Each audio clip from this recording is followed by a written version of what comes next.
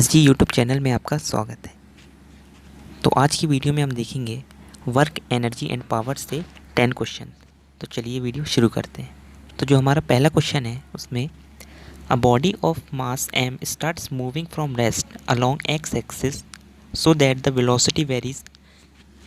तो वी दिया है e under root S, A constant है, S is the distance covered by body, then the total work done by all the forces वो निकालना है। तो सबसे पहले हमें दिया है वेलोसिटी दी e अंडर रूट एस। तो वेलोसिटी को क्या लिख सकते हैं D S by D T. तो जब हम डिस्प्लेसमेंट को डिफ्रेंशिएट करेंगे तो हमें वेलोसिटी मिलेगी। तो v को क्या लिख सकते हैं D S by D T. अब v का वैल्यू दिया है a अंडर रूट एस। तो इसको जब हम इंटीग्रेट करेंगे फ्रॉम 0 टू s सेकेंड तक, और टाइम कहाँ से लेंगे 0 से t सेकेंड तक, तो अंडर रूट एस को नीचे लाएंगे। जब under root S 1 under root S को इंटीग्रेट करेंगे 0 से s तक तो क्या आएगा 2 रूट एस, और टाइम आएगा 80। तो हमारा s निकालना है। तो डिस्प्लेसमेंट कितना आ जाएगा a square T square by 4। अब किसी भी टाइम पे वेलोसिटी क्या रहेगी D S by D T. तो अब डिस्प्लेसमेंट आ गया, उसको डिफ्रेंशिएट कर देंगे। तो जब हम a स्क्वायर टी बाई 2 उसका निकल के आएगा, तो क्योंकि जब हम a square T square by 4 को डिफ्रेंशिएट करेंगे तो क्या बनेगा सिर्फ टाइम का डिफ्रेंशिएट होगा, तो 2t अपॉन 4, तो 2 से ये 4 कट जाएगा तो a स्क्वायर टी बाई 2 आ जाएगा। अब हम वर्क एनर्जी थ्योरम का यूज़ करेंगे। तो वर्क एनर्जी थ्योरम का क्या यूज़ करेंगे, मतलब work done by all the forces equal to change in the kinetic energy. अब हमें पता है पहले जो वेलोसिटी थी वो v थी, तो हमें वेलोसिटी दी गई है 1/2 mv²। अब फाइनल वेलोसिटी 0 हो जाएगी। तो हमने जो v निकाला, v का जो हमारा वैल्यू आया था a स्क्वायर टी बाई 2, तो हम v की प्लेस पे हम पुट कर देंगे। जो हमने v का वैल्यू निकाला था a स्क्वायर टी बाई 2, तो जब हम उसका स्क्वायर करेंगे तो क्या हो जाएगा a की पावर 4 टी स्क्वायर बाई 4। तो जो हमारा वर्क डन निकलेगा ऑल द फोर्सेज वो निकलेगा 1/8 m a की पावर 4 टी स्क्वायर। तो जो हमारा ऑप्शन सी है वो करेक्ट आंसर हो जाएगा 1/8 m a की पावर 4 टी स्क्वायर। तो चलिए देखते हैं अब सेकंड क्वेश्चन को। तरीके से आप total work done by all the forces निकाल सकते हैं। अब देखते हैं हम second question.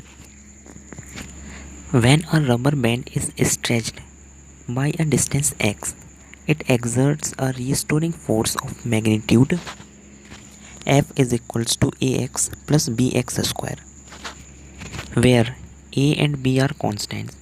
The work done in stretching the unstretched rubber by L is। अब हमें इसमें भी वर्क डन निकालना है। जब हम 0 से कैपिटल L तक उस रबर को स्ट्रेच करेंगे तो वर्क डन क्या निकलेगा। तो हमें रिस्टोरिंग फोर्स गिवन है F is equals to A X plus B X square. हम इससे वर्क डन निकाल लेंगे। वर्क डन क्या होगा फोर्स इनटू डिस्प्लेसमेंट। अब हम जब स्मॉल वर्क डन लेंगे तो डी डब्ल्यू हो जाएगा और F इंटू डी एक्स हो जाएगा। देन हम इसको इंटीग्रेट करेंगे। अब डी डब्ल्यू को जब हम इंटीग्रेट करेंगे तो डी डब्ल्यू को इंटीग्रेट करेंगे तो क्या बचेगा डब्ल्यू। फिर फोर्स को इंटीग्रेट करेंगे 0 टू L। अब फोर्स का वैल्यू गिवन है A X plus B X square, तो इसको हम इंटीग्रेट करेंगे तो क्या आएगा A X square by 2 plus B X cube. Limit रख देंगे तो वर्क डन क्या निकलेगा A L square by 2 plus B L cube by 3। तो ये जो है हमारा वर्क डन निकलेगा। पहले हम लिमिट पुट करेंगे, उसके बाद हम वर्क डन निकाल लेंगे। देखते हैं हम अपना थर्ड क्वेश्चन। तो इस टाइप के क्वेश्चन में आपको 2 स्टेटमेंट दिए जाएंगे और आपको बताना है कि वो स्टेटमेंट ट्रू है या फॉल्स है, या स्टेटमेंट है वो उसका करेक्ट एक्सप्लेनेशन है या नहीं है। तो इस टाइप के क्वेश्चन 1-2 आ जाते हैं जेई में, इस टाइप के जो क्वेश्चन है। तो देखते हैं स्टेटमेंट 1 में क्या लिखा है। 2 particles moving in the same direction do not lose all their energy in a completely inelastic collision। मतलब 2 पार्टिकल अगर सेम डायरेक्शन में मूव कर रहे हैं तो वो अपनी energy completely in elastic collision में नहीं लूज़ करेंगे। तो चलिए इसको देखते हैं ये स्टेटमेंट सही है कि नहीं या नहीं। तो सबसे पहले आपको क्या करना है, सबसे पहले आपको अब हमें पता है m1 दिया है, m1 v1 conservation of momentum लगाना है। m1 v1 plus m2 v2 is equals to m1 v1 plus m2v। अब जब वो इनइलास्टिकली कोलाइड करेंगे तो उनकी जो वेलोसिटी है वो सेम हो जाएगी। पहले तो वेलोसिटी डिफरेंट वेलोसिटी है उनकी, जब आफ्टर कॉलिजन उन दोनों की जो वेलोसिटी है वो सेम हो जाएगी। तो इससे क्या होगा, आफ्टर कॉलिजन हम v सेम रखेंगे, तो इससे हम v का वैल्यू निकाल सकते हैं। हाँ, निकल आएगी। अब v का वैल्यू कैसे निकलेगा, m1v1 प्लस m2v2। अब v इससे कॉमन आएगा तो m1 प्लस m2 नीचे चला जाएगा, तो उससे हमने v का वैल्यू निकाल लिया कि ये आएगा m1v1 plus m2v2 upon m1 plus m2। अब देखते हैं स्टेटमेंट सेकंड क्या कहता है। Principle of conservation of momentum holds true for all kinds of collision. अब उसने कहा है कि प्रिंसिपल ऑफ जो मोमेंटम है वो ट्रू है हर तरह के कॉलिजन में, तो इसको भी हम प्रूफ की तरह देखते हैं। अब हम काइनेटिक एनर्जी निकालते हैं। काइनेटिक एनर्जी क्या होता है, p1² m। इसको इस फॉर्म में भी लिख सकते हैं काइनेटिक एनर्जी को। तो मास m1 के लिए हम m1 लेंगे, अब दूसरे मास के लिए क्या लेंगे, p2² m। तो अब देखिए ये दो मोमेंटम निकले। अब ये जो दो मोमेंटम हमने फाइंड करे, ये दो मोमेंटम एक ही टाइम पर ज़ीरो नहीं होंगे, या तो p1 ज़ीरो होगा या p2 ज़ीरो होगा। आप समझ रहे हैं, मतलब एक टाइम पे दोनों मोमेंटम ज़ीरो नहीं होंगे। तो इसका मतलब क्या है, स्टेटमेंट 1 जो है ट्रू है और स्टेटमेंट सेकंड जो है करेक्ट एक्सप्लेनेशन है स्टेटमेंट फर्स्ट का। Principle of conservation of momentum holds true for all kinds of collision, क्योंकि वो ट्रू हो रहा है। अब चलिए देखते हैं अपना नेक्स्ट क्वेश्चन। तो चलिए देखते हैं अपना फोर्थ क्वेश्चन। अब इस क्वेश्चन में दिया है a block of mass 0.5 kg is moving with a speed of 2 metre per second on a smooth surface. मतलब एक ब्लॉक है 0.5 kg का, वो 2 मीटर पर सेकेंड की स्पीड से मूव कर रहा है। It strikes another mass 1 kg and then they move together as a single body. The energy loss during collision is, मतलब एक ब्लॉक है वो 2 मीटर से मूव कर रहा है पर सेकेंड, अनदर ब्लॉक से टकराता है, फिर वो दोनों एक सिंगल बॉडी की तरह आगे मूव करता है। तो हमें बताना है एनर्जी लॉस ड्यूरिंग कॉलिजन क्या होगा। अब हमें कंजर्वेशन ऑफ मोमेंटम पता है, कंजर्वेशन ऑफ मोमेंटम हम यूज़ करेंगे। तो आप कंजर्वेशन ऑफ मोमेंटम के टॉपिक काफ़ी अच्छे से कर लीजिए, क्योंकि इस टॉपिक के ऊपर जेईई में काफ़ी बार क्वेश्चन पूछे जाते हैं और हर साल आते हैं। तो m1v1 plus m2v2 equals to m1 plus m2 into V, क्योंकि बाद में जो वेलोसिटी है वो सेम हो जाएगी। अब हमें पता है मास दिया है m1 0.5 kg, v1 दिया है 2 मीटर पर सेकेंड, m2 दिया है 1 kg, देन v2 ज़ीरो है। तो इससे हमें जो वेलोसिटी है वो निकल आएगी। अब हमें चेंज इन काइनेटिक एनर्जी निकालना है। अब चेंज इन काइनेटिक एनर्जी कैसे निकालेंगे, final kinetic energy minus initial kinetic energy. अब फाइनल काइनेटिक एनर्जी क्या होगी, हाफ mv²। अब मास यहाँ पर क्या लेंगे ये आप ध्यान रखना, जब फाइनल काइनेटिक एनर्जी निकालेंगे हम, तो जो मास है वो, अब देखिए दोनों ब्लॉक एक साथ मूव कर रहे थे, मतलब वो एक बॉडी की तरह मूव कर रहे थे। तो हम दोनों मास को ऐड करेंगे, मतलब m1 दिया था 0.5 kg, m2 दिया था 1 kg, तो मास कितना हो जाएगा 1.5, और v कितना निकाला था हमने फाइनल वेलोसिटी 2/3। अब इनिशियल कैसे निकलेगा, इनिशियल मास था 0.5, 1/2 तो ये कॉमन है, और जो v था उसका वो 2, तो उससे जो आप निकालेंगे एनर्जी लॉस्ट वो -0.67 शो होगा। तो जो नेगेटिव साइन है वो ये शो कर रहा है कि ये एनर्जी लॉस है। तो जो हमारा आंसर है वो 0.67 है। तो आप इस तरीके से इस क्वेश्चन को लगा सकते हैं। चलिए अब देखते हैं क्वेश्चन 5। अब क्वेश्चन 5 में दिया है a bomb of mass 16 kg at rest explodes into 2 pieces. मतलब एक 16 kg का बॉम्ब है, जब वो एक्सप्लोड होता है तो 2 पीसेस में मास उसका हो जाता है, एक 4 kg एक 12 kg। The velocity of 12 kg mass is 4 metre per second. अब जो 12 kg का जो मास है उसकी जो वेलोसिटी है वो 4 मीटर पर सेकेंड है। The kinetic energy of other mass, मतलब एक बॉम्ब है 16 kg का, वो 2 पार्ट में डिवाइड हुआ, एक 4 kg एंड सेकेंड 12 kg। तो जो 12 kg की जो वेलोसिटी दी गई है वो 4 मीटर पर सेकेंड है। अब हमें काइनेटिक एनर्जी निकालनी है 4 kg मास की। तो चलिए देखते हैं इसको कैसे करें। तो इस क्वेश्चन में भी हम कंजर्वेशन ऑफ मोमेंटम का यूज़ करेंगे, उसी से ये निकलेगा। तो हमें पता है कंजर्वेशन ऑफ, जब हम मोमेंटम करेंगे momentum of the system is remaining conserved as no external force acting on the bomb. मतलब इस बॉम्ब में कोई एक्सटर्नल फोर्स नहीं लग रहा है, तो हम यहाँ पर मोमेंटम जो है कंजर्व कर सकते हैं। अब ये 4 kg मास लेफ्ट हैंड साइड गया और ये राइट हैंड साइड 12 kg का, तो हमें इसकी वेलोसिटी पता है लेकिन 4 kg की वेलोसिटी नहीं पता। तो सबसे पहले तो वेलोसिटी निकलेगी, वो कैसे निकलेगी? Initial momentum is equals to final momentum. अब इनिशियल मोमेंटम क्या है? बॉम्ब जो है रेस्ट पर रखा है, तो इनिशियल मोमेंटम कितना होगा? 0। फाइनल मोमेंटम क्या होगा? 12 kg का मास है, 4 मीटर पर सेकेंड से जा रहा है राइट हैंड साइड, और जो 4 kg का मास है वो v वेलोसिटी से लेफ्ट हैंड साइड, तो मतलब दोनों की डायरेक्शन अपोजिट है। तो 12 इंटू 4 माइनस 4 इंटू वी, तो इससे जो हमारी वेलोसिटी है v वो आ जाएगी। तो जो 4 kg का जो बॉम्ब होगा उसकी वेलोसिटी क्या आएगी? 12 मीटर पर सेकेंड।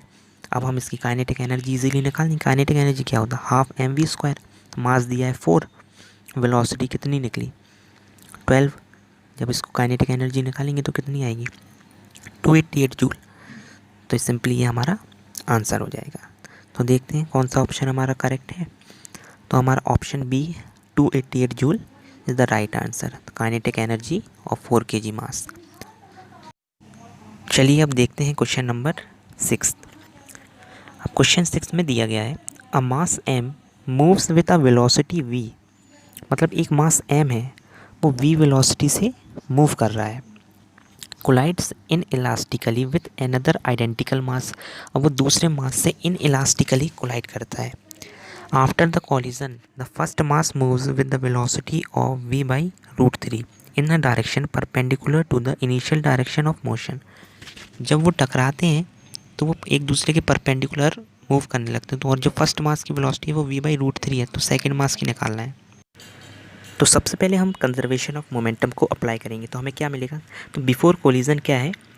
जो एक ही डायरेक्शन में मास मूव कर रहे हैं, तो mu1 plus 0 is equals to mvx, मतलब वेलोसिटी इन x डायरेक्शन, तो vx क्या आ जाएगा?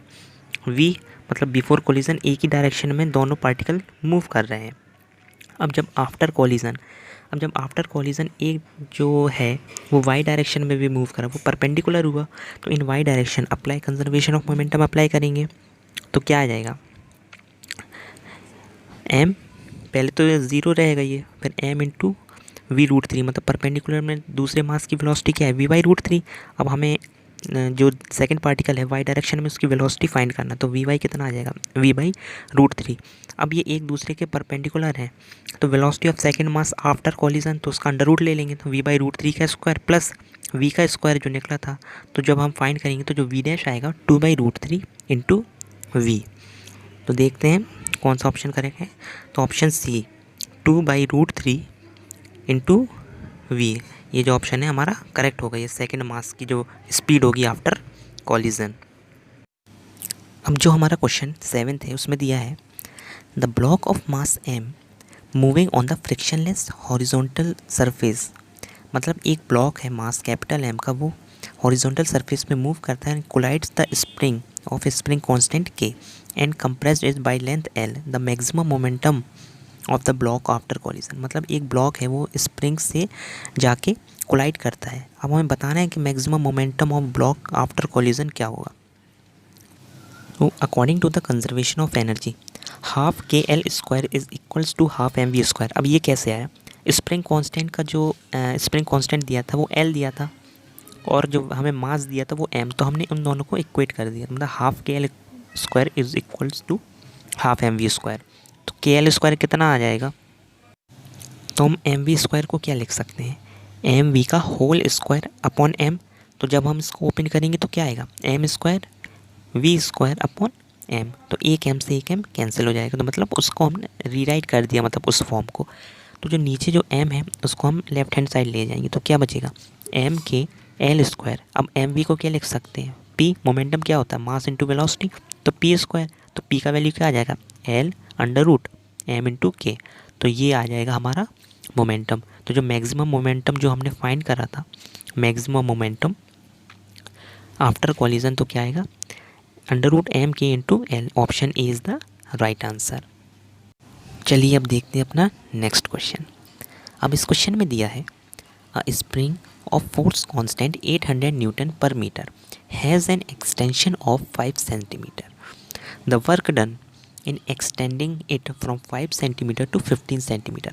मतलब एक स्प्रिंग दी गई है, उसका फोर्स कांस्टेंट जो है 800 न्यूटन पर मीटर है। अब जब हम उसको एक्सटेंड करेंगे मतलब खींचेंगे 5 सेंटीमीटर से 15 सेंटीमीटर तक, तो उसमें वर्क डन कितना लगेगा ये फाइंड करना है हमें इसमें। तो सबसे पहले हमें वर्क डन क्या होता, फोर्स इनटू डिस्प्लेसमेंट। अब जब वर्क डन स्मॉल हो तो हम इंटीग्रल कर देते हैं, तो उसकी लिमिट कहाँ से रहेगी, x1 से x2। मतलब x1 क्या है 5 सेंटीमीटर, x2 क्या लेंगे 15। अब ये सेंटीमीटर में है तो हमने इनको मीटर में चेंज करा, तो 5 सेंटीमीटर को जब मीटर में करेंगे तो क्या आएगा 0.05, और 15 सेंटीमीटर को करेंगे तो क्या आएगा 0.15। तो इंटीग्रल करेंगे, अब स्प्रिंग कांस्टेंट है तो kx लेंगे। हमें k कितना दिया है स्प्रिंग का 800, तो जब हम इसका इंटीग्रल करेंगे तो कितना आएगा एक्स स्क्वायर। अब लिमिट रख देंगे 0.05 और 0.15। जब हम इसकी लिमिट अपर लिमिट और लोअर लिमिट रखेंगे तो जो वर्क डन जो निकलेगा हमारा वो 8 जूल निकलेगा, जब work done in extending spring. अब देखते हैं क्वेश्चन 9। अब इसमें दिया है a force F is equals to 5I + 3J + 2K। अब ये देखिए ये वेक्टर नोटेशन है, तो मतलब हमें जो फोर्स है वो वेक्टर फॉर्म में दिया है। Is applied over a particle which displace it from origin two point R। तो R पॉइंट दिया है। The work done on a particle in joule. अब वर्क डन फाइंड करना है पार्टिकल पे। अब हमें पता है work done in displacing a particle, work done क्या होता है F.R, मतलब वही फोर्स इनटू डिस्प्लेसमेंट F.R। अब ये वेक्टर फॉर्म में है तो फोर्स हमने लिख दिया वेक्टर फॉर्म में। फोर्स कितना दिया था 5I + 3J + 2K। R कितना दिया था 2I - J। अब देखिए 5 × 2 ये कैसे आए, जब भी हम I.I करते हैं तो वो 1 आता है, तो 5 का मल्टीप्लाई 2 से होगा क्योंकि 5I और 2I है। 3 का मल्टीप्लाई -1 से होगा क्योंकि -J है। अब ये 2 का मल्टीप्लाई जो है वो 0 से होगा क्योंकि K का टर्म यहाँ पर नहीं है, तो हम अज्यूम कर लेंगे यहाँ पर 0 K दिया है। तो जब इसको हम सॉल्व करेंगे तो क्या आएगा 7 जूल। तो जो वर्क डन जो निकलेगा पार्टिकल में, पार्टिकल का जो वर्क डन हमने निकाला डिस्प्लेस जो हो रहा है वो 7 जूल आएगा। तब भी हम वेक्टर नोटेशन में दिया हो तो आप उसका डॉट प्रोडक्ट ले लीजिए, उससे आपका जो वर्क डन है वो इजीली जो है फाइंड हो जाएगा। तो चलिए देखते हैं अब अपना लास्ट क्वेश्चन, क्वेश्चन नंबर 10। अब इसमें क्या दिया है, the potential energy of 1 kg particle free to move along X axis. अब एक पोटेंशियल एनर्जी दी गई है 1 kg पार्टिकल की एक्स एक्सिस में, वो हमको ये क्वेश्चन में दी गई है। Vx से पोटेंशियल एनर्जी को डिनोट कराएं। The total mechanical energy of particle is 2 joule. अब दो टोटल मैकेनिकल एनर्जी है वो 2 जूल है। द मैक्सिमम स्पीड निकालना है वो क्या होगी, मीटर पर सेकेंड में निकालना है मैक्सिमम स्पीड। अब देखिए हमको गिवन क्या है, पोटेंशियल एनर्जी गिवन है Vx = x⁴ -x²/2। अब हम जब भी किसी चीज़ की मिनिमम वैल्यू निकालनी होती है तो हम क्या करते हैं, उसका डिफरेंशिएट करते हैं और उसको 0 के इक्वल कर देते हैं। अब हम इसका जब डिफरेंशिएट करेंगे Vx का तो क्या आएगा 4x³ - 2x/2 ये रहेगा। अब हम इसको कैंसिल करेंगे तो क्या बचेगा x³ - x = 0। तो x की 3 वैल्यूज़ निकल कर आएंगी 0, +1 और -1। तो जो मिनिमम v रहेगा वो किस पर रहेगा, +1 या -1 पर रहेगा, तो हमने 1 रखा। तो जो v मिनिमम आया वो -1/4 जूल आया। अब हमें पता है टोटल मैकेनिकल एनर्जी क्या होती है, maximum kinetic energy plus minimum potential energy, वो काइनेटिक एनर्जी मैक्सिमम रहती है। तो क्या रहेगा K max plus V minimum is equal to total mechanical energy. अब देखिए जो हमारा V मिनिमम निकला वो -1/4 निकला था, तो वो kinetic energy plus V minimum था is equal to total kinetic energy. अब हमें V का वैल्यू -1/4 दिया है और टोटल मैकेनिकल एनर्जी हमें 2 दी है, तो जब हम -1/4 को राइट हैंड साइड लेके जाएंगे तो वो +1/4 हो जाएगा। तो काइनेटिक एनर्जी मैक्सिमम कितनी होगी 1/4 + 2, तो जो मैक्सिमम काइनेटिक एनर्जी वो 9/4 आ गई। अब काइनेटिक एनर्जी क्या होती है ½ mv²। और मास का वैल्यू कितना गिवन है, मास 1 kg गिवन है तो 1 रख देंगे। तो वेलोसिटी कितनी आ जाएगी 3/√2 मीटर पर सेकेंड। तो मतलब हमारा जो आंसर है मैक्सिमम स्पीड जो है वो 3/√2 मीटर पर सेकेंड आ जाएगी। तो इसी के साथ वीडियो को यहाँ पर एंड करते हैं। अगर आप लोग को वीडियो अच्छी लगी हो तो वीडियो को लाइक करिए, चैनल पर नए हैं तो चैनल को सब्सक्राइब करिए, क्योंकि हमारे चैनल पर आपको हर चैप्टर से 10 इम्पोर्टेंट क्वेश्चन मिलते रहेंगे। और जो भी पार्ट आप लोग को समझ में नहीं आया तो हमें कमेंट सेक्शन में ज़रूर बताएं। तो मिलते हैं किसी नेक्स्ट वीडियो में, तब तक के लिए थैंक्स फॉर वॉचिंग।